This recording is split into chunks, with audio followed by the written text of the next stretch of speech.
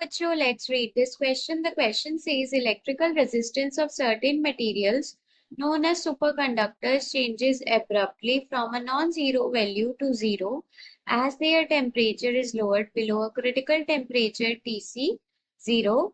An interesting property of superconductors is that their critical temperature becomes smaller than Tc 0 if they are placed in a magnetic field. That is, the critical temperature TCB is a function of magnetic field strength B. The dependency of TCB on B is shown in the figure. In the graphs below, the resistance R of the superconductor is shown as a function of temperature of for two different magnetic fields B1 solid line and B2 dash line. If B2 is greater than B1, then which of the following graph shows the variation of R in these fields? So यहाँ पर हमारे पास जो की concept use होगा वो है हमारे पास superconductor and their resistance. Superconductor and their resistance. So question में बोला है कि हमारे पास कुछ मटेरियल्स होते हैं जिनको हम सुपर कंडक्टर्स बोलते हैं, जिनकी इलेक्ट्रिकल रेजिस्टेंस एब्रप्टली चेंज करती है नॉन जीरो से जीरो की तरफ जैसे हम उनका टेम्परेचर क्रिटिकल टेम्परेचर से नीचे लेके जाते हैं. एक और इंटरेस्टिंग प्रॉपर्टी होती है सुपर कंडक्टर्स की कि जो उनका क्रिटिकल टेम्परेचर होता है वो स्मॉलर देन Tc 0 हो जाता है. मतलब जो हमारे पास नॉर्मल क्रिटिकल टेम्परेचर होगा सुपर कंडक्टर का वो उससे भी कम हो जाएगा. कब? जब हमने सुपर कंडक्टर को मैग्नेटिक फील्ड में रखा हो. यहाँ पर बोला है हमारे पास B2 is greater than B1.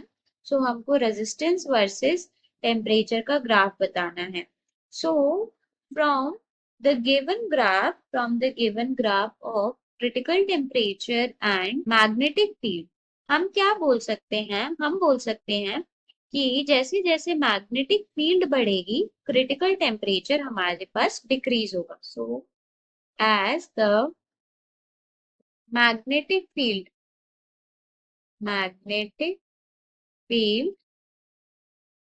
B से जिसको हम रिप्रेजेंट कर रहे हैं, it increases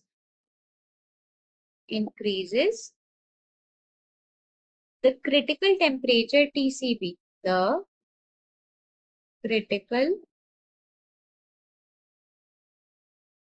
temperature TCB decreases. TCB decreases. मतलब कि जैसे हम मैग्नेटिक फील्ड B की वैल्यू बढ़ाएंगे तो क्रिटिकल टेम्परेचर डिक्रीज करेगा. मतलब दोनों इनवर्सली रिलेटेड है. अब क्वेश्चन में बोला है कि हमारे पास B2 B1 से बड़ा है. मतलब कि B2 के लिए जो टेम्परेचर है जिसपे रेजिस्टेंस 0 होगी वो छोटी होनी चाहिए. So for magnetic field B2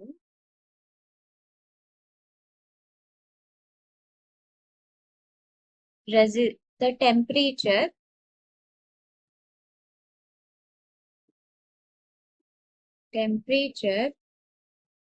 at which the resistance becomes zero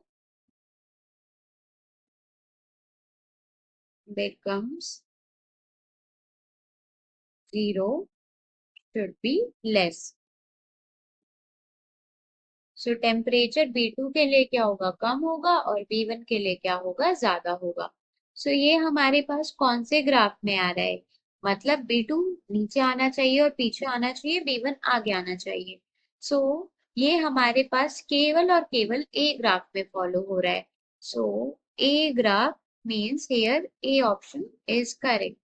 So here A option is correct. Hope you understood it well. Best of luck.